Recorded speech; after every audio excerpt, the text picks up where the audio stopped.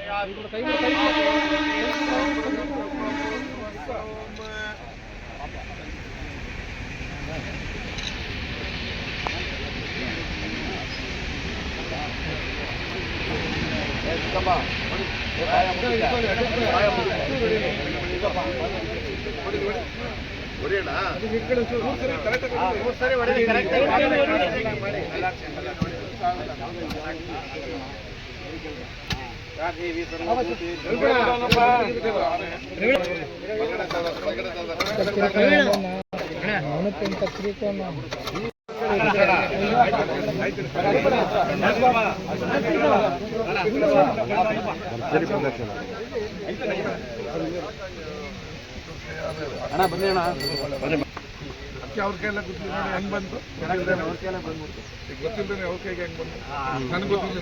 ಇವತ್ತು ಮಂಡ್ಯ ಕಲ್ಲಹಳ್ಳಿಯಲ್ಲಿ ಇಲ್ಲಿನ ಸ್ಥಳೀಯರಿಗೆ ಅವಶ್ಯಕತೆ ಇದ್ದಂಥ ಹಾಸ್ಪಿಟಲ್ ಪ್ರಾಥಮಿಕ ಆರೋಗ್ಯ ಕೇಂದ್ರಕ್ಕೆ 1 ಕೋಟಿ ರೂಪಾಯಿಯಲ್ಲಿ ಭೂಮಿ ಪೂಜೆಯನ್ನು ಮಾಡಿದ್ವಿ. ಮುಂದಿನ 1 ವರ್ಷದಲ್ಲಿ ಅತ್ಯುತ್ತಮವಾದ ಗ್ರೌಂಡ್ ಫ್ಲೋರ್ ಮತ್ತು ಫಸ್ಟ್ ಫ್ಲೋರ್ 2 ಕಟ್ಟಡವನ್ನು ಕಟ್ಟಿ ಸಾರ್ವಜನಿಕರ ಅನುಕೂಲಕ್ಕೆ ಮಾಡಿಕೊಡ್ತೀವಿ. ಅದೇ ರೀತಿ ಗುತ್ತಲಲ್ಲೂ ಕೂಡ ಬಾಡಿಗೆ ಕಟ್ಟಡದಲ್ಲಿ ಪ್ರಾಥಮಿಕ ಕೇಂದ್ರ ನಡೀತಾ ಇದೆ.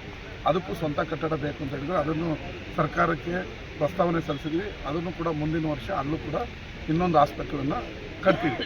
ಇದರ ಜೊತೆಗೆ ನಾವು ಮುಖ್ಯಮಂತ್ರಿಗಳ ಹತ್ರ ನಮ್ಮ ಮಂತ್ರಿಗಳು ನಾವು ಈಗ ಒಂದು ಹಾಸ್ಪಿಟ್ಲ್ ಇದೆ ನಮ್ಮದು, ಅದು ಮೆಡಿಕಲ್ ಹಾಸ್ಪಿಟ್ಲ್. ಈ ಡಿಸ್ಟಿಕ್ಕಿಗೆ ಅಂತ ಒಂದು ಹಾಸ್ಪಿಟ್ಲ್ ಇಲ್ಲ.